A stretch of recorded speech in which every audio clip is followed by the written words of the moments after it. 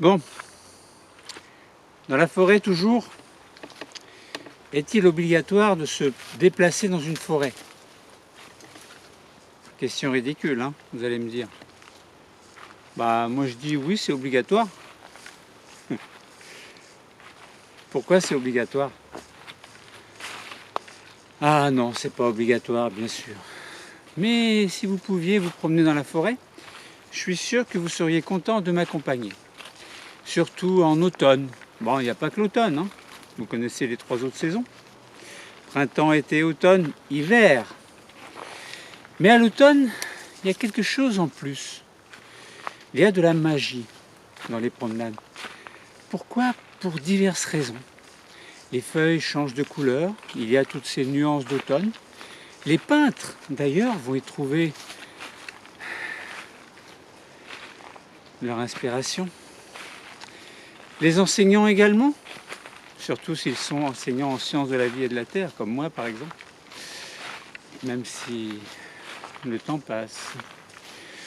Eh bien, se promener à travers la forêt, ça permet de se ressourcer,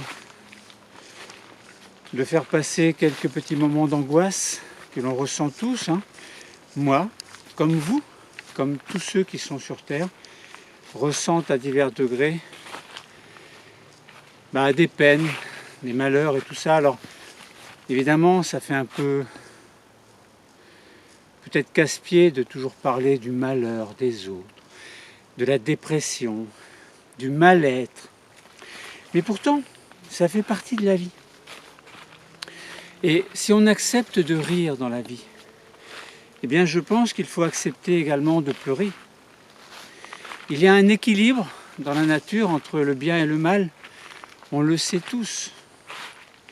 La vie, elle est extraordinairement belle, mais elle est extraordinairement et fatalement très cruelle également. Alors si on veut fuir les problèmes, bien sûr, dans ces conditions-là, on ne va prendre que le bon côté des choses. Mais est-ce que c'est ça la vie?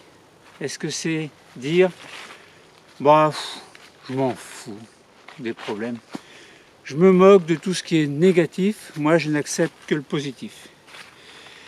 Eh bien, si vous faites partie de ces personnes-là, je pense que vous devez être très malheureux dans la vie. Et si vous ne l'êtes pas encore, eh bien vous le serez, parce que si vous n'apprenez pas tout doucement avec le temps à accepter les malheurs, les contraintes de la vie de tous les jours, les maladies, les décès, les problèmes financiers, les problèmes de tout ordre, si vous n'apprenez pas à les accepter et à les gérer dans votre tête, eh bien ça veut dire que lorsque cela vous tombera dessus, eh bien vous allez tomber de haut, et peut-être qu'alors vous serez content d'accepter l'aide des autres. Alors, bien sûr, les autres ne sont pas toujours là pour nous aider. Ça peut être des réunions de famille où on se sent bien. Ça peut être des fêtes, les manèges des enfants, les boîtes de nuit des jeunes, des adolescents. Ça peut être une promenade dans la forêt, comme ici. Mais ça peut être également une promenade sur la plage, dans les rues d'une ville. Si vous habitez à New York, vous n'allez pas vous promener dans la forêt, ou si peu, les vraies forêts. Eh bien, quand je vous disais au départ, est-ce qu'il est obligatoire de se promener dans une forêt? Je vous ai dit oui. Mais bien sûr que c'est pas oui, c'est non, c'est pas obligatoire. Mais ce que je voulais dire par là, et c'est symbolique, c'est que c'est bien de se promener. Voilà, que l'on travaille, que l'on ne travaille pas, que l'on soit enfant, que l'on soit vieillard, que l'on soit adulte, ou que l'on soit jeune dans sa tête et dans son corps, il est toujours bon, je pense, de se ressourcer quelque part où l'on se sent bien. Ça peut être n'importe où. Alors évidemment, je me répète, bien sûr que je me répète, mais la vie, c'est pas une suite de répétitions. D'ailleurs, à ce propos, si vous regardez dans l'univers, quelle est la forme la plus courante? Est-ce que c'est le cercle, le carré? Vous allez me dire non, le cercle peut-être. Si vous regardez la forme des galaxies, les orbites terrestres, si vous regardez les orbites des autres planètes, du Soleil, etc., bien, vous apercevez que c'est apparemment circulaire. Eh bien non, c'est spiralaire. Eh bien les connaissances, les explications, tout ce que l'on peut apprendre dans la vie de tous les jours est fait de manière spiralaire.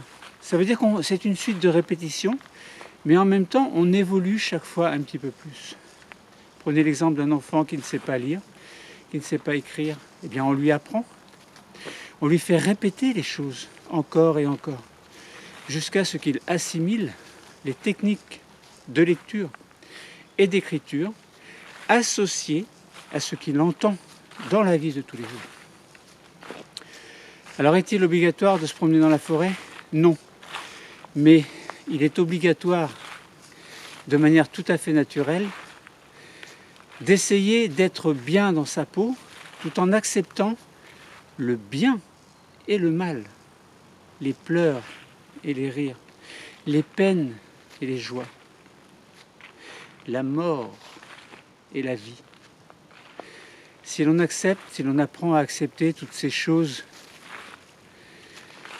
qui sont en permanence autour de nous, un paysage, une pensée, un poème, un tableau, une émotion,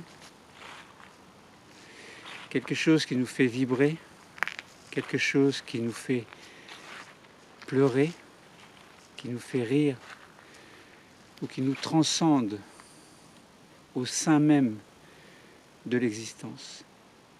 Vivre, c'est mourir, mais mourir, c'est ne pas vivre suffisamment et pleinement avec toutes les ressources qui s'offrent à nous, autour de nous, et qui nous concernent, nous, directement. Alors faut-il se promener dans la forêt? Est-ce obligatoire? Eh bien oui.